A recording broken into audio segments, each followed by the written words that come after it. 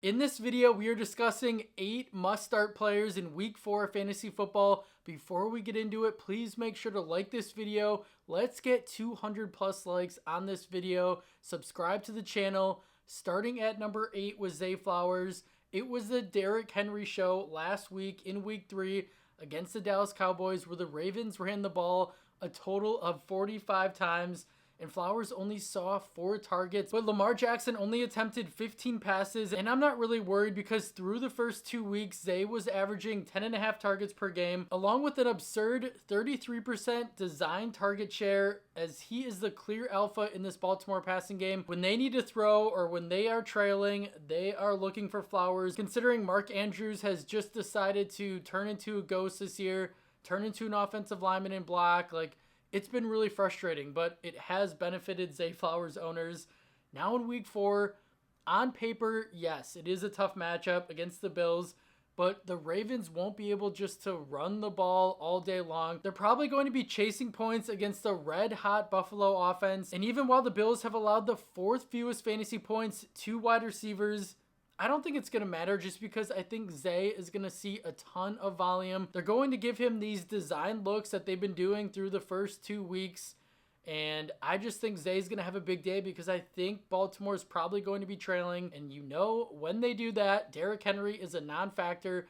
He's on the sideline. So expect Zay Flowers to see another big day in the target department, receptions department, yards department, and I think he gets in the end zone as well. At number 7, Brock Bowers cooled off in Week 3 after a scorching red-hot start through the first 2 weeks of his NFL career, and it was the first time that he did not score over 11 fantasy points in a game this season, but could easily finish as the tight end 1 overall this week, with Devontae Adams, who has a hamstring injury, and Michael Mayer is ruled out for a personal reason. So this offense is going to run through Bowers.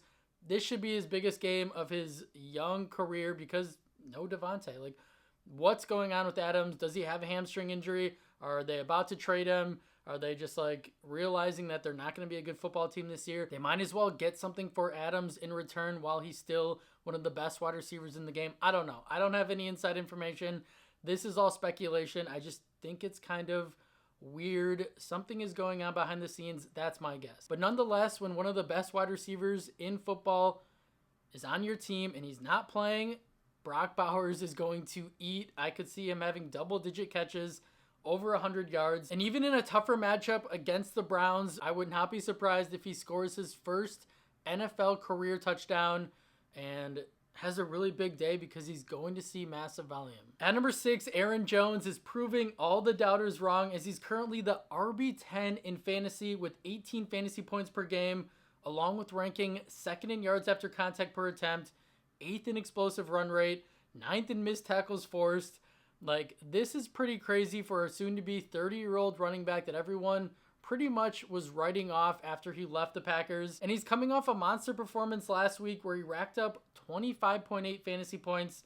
And Jones is in the perfect spot to light up his former team, as Green Bay is in the bottom half of the league in fantasy points allowed to running back. So if you have Aaron Jones, you're obviously starting him at this point. I just think that you start him, and I think he's going to go off again. At number 5, Stefan Diggs, another guy that a lot of people were writing off this year because of age, because he left the Bills, because he was in a crowded wide receiver room, and we just really haven't seen any negativity around Diggs so far this year. He's been quietly really good for the Texans, and he's been really good from a fantasy perspective as well. Wide receiver 12 in fantasy, averaging 16.5 fantasy points per game, 21% target share, 2nd in red zone targets behind only Nico Collins. And with Tank Dell out in a mouth-watering matchup against the Jaguars that just got wrecked by the Buffalo Bills, giving up 47 points, along with allowing the 8th most receiving yards and 9th highest PPR points per target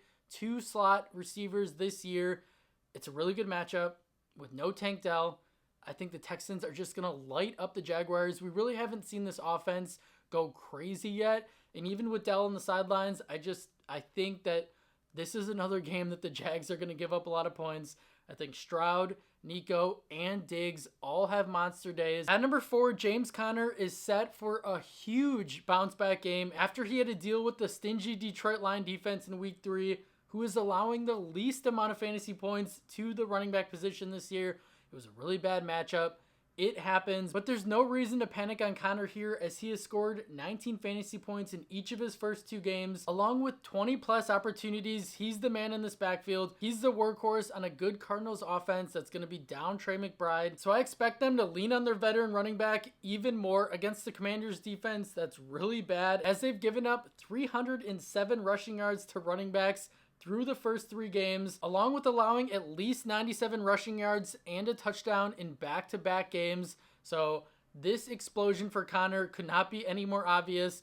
Yes, he's coming off a bad game, but that does not mean to bench him. I think he's going to be the focal point of this Cardinals offense. In a game that will likely be a shootout, Conner has top 5 upside at the position this week. At number 3, Brian Robinson Jr. has scored a touchdown or run for 130 plus yards in each of his first 3 games this season, and is going to see a ton of work in week 4 with Austin Eckler ruled out with that concussion. And Robinson has been pretty good this year, 14.4 fantasy points per game, 8 carries inside the 10-yard line, which is second most in the NFL, 10th in explosive run rate, 7th in yards after contact per attempt. And with Eckler out, Robinson is going to be involved in the passing game. And Robinson has shown us that he is a good receiving back as well, ranking 10th in yards per route run. And while the Cardinals have been quietly stingy on the ground, I just think Robinson is going to survive on volume, pass down work, red zone opportunities. I also do think he gets in the end zone in this one. At number 2, Tony Pollard. The Titans went away from the run game last week against the Packers, which resulted in a bad performance from Pollard, 5.9 fantasy points. But don't go away from Tennessee's clear-cut workhorse back, who's averaging 16.7 touches and 75 total yards per game, 81% snap rate in the red zone. Like, they clearly prefer Pollard over Spears, which is kind of shocking to me coming into the year. I thought Tajay was going to be the guy. Maybe that flips. But as of right now, Pollard appears to be the clear-cut RB1 in Tennessee, along with scoring 15 plus fantasy points in each of his first 2 games. Yes, he had a dud last week, but this week against the Dolphins, who are allowing the 5th most fantasy points to running backs this season, in a game where I'm expecting the Titans to have full command against the struggling Miami offense. We don't know who their quarterback's going to be. If it's Huntley, if it's Thompson, if it's Boyle, it doesn't matter. I think the Dolphins are going to struggle again on offense, so the Titans aren't going to have to do much to win this game, which means they're going to feed Pollard. They're going to run the ball a lot. The reason why they kind of got away from the run game last week is because they got down and they felt like they had to pass. That just won't be the case this week. So you might be scared to put Pollard in your lineup at your flex position or your RB2 spot, but don't be. I think he has a nice bounce back game. At number 1, Khalil Shakir is morphing into the wide receiver 1 on this Buffalo offense, as he's averaging 14.3 fantasy points per game. And what's so crazy to me is he has not dropped a pass this season. He's 14 for 14 for 168 yards and 2 touchdowns with a 156.2 passer rating when targeted. Like, Buffalo needs to find more ways to get Shakir the ball early and often. Like, he should be a 10 target guy. I know Josh Allen likes to spread it around. I know they have some other nice pieces, but Shakir is clearly their best option in the passing game. Yes, Dalton Kincaid is out there, but I still think Shakir is just really good. Like, if they can feature Khalil more, he could be a fantasy league winner, and he's on his way to doing that already. He's reaching must-start territory for me, and he just needs to be in lineups again this week against the Ravens, who have given up the 5th most fantasy points to wide receivers. They don't look like the same defense. They're giving up a lot through the air. I think this could be a high-scoring game. I think Shakir is going to get featured more and more as the weeks go on, and he's just a really good player on a good offense attached to Josh Allen. Allen also seems to love Shakir. That's a good thing. And he's just the preference over guys like Keon Coleman and Curtis Samuel. So if you have Khalil on your team, get him in your lineup, and I think he has another big game for you. That's all I have for you guys today. Thank you so much for watching. If you took away anything from the video, if you can please like the video, subscribe to the channel. It helps me out more than you know, and I will see you in the next one.